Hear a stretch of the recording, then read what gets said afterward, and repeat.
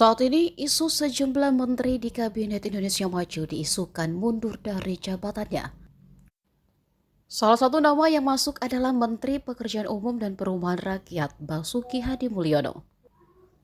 Menteri PUPR Basuki saat diminta keterangannya seperti dilansir dari kompas.com, ia hanya menjawab singkat. Jawaban itu pun tidak lebih dari satu kata, hanya wah. Menteri yang dikenal doyan guyonan itu juga tak menjelaskan lebih lanjut dari jawaban singkatnya. Isu ini awalnya mencuat di saat Presiden Jokowi terang-terangan memperlihatkan bentuk dukungannya kepada salah satu calon presiden. Tak hanya Basuki, Menteri Keuangan Sri Mulyani juga diisukan bakal mundur. Mantan Direktur Bank Dunia itu saat ditemui media di Istana Kepresidenan pekan lalu pun hanya menjawab singkat jika dirinya ingin bekerja sembari meninggalkan awak media. Keikutsertaan Gibran Rakabuming Raka dalam Pilpres 2024 melalui jalur yang dinilai menyalahi konstitusi jadi penyebabnya. Namun hingga kini belum ada keterangan lebih jauh apakah dua menteri kesayangan Presiden Jokowi itu benar-benar akan mundur.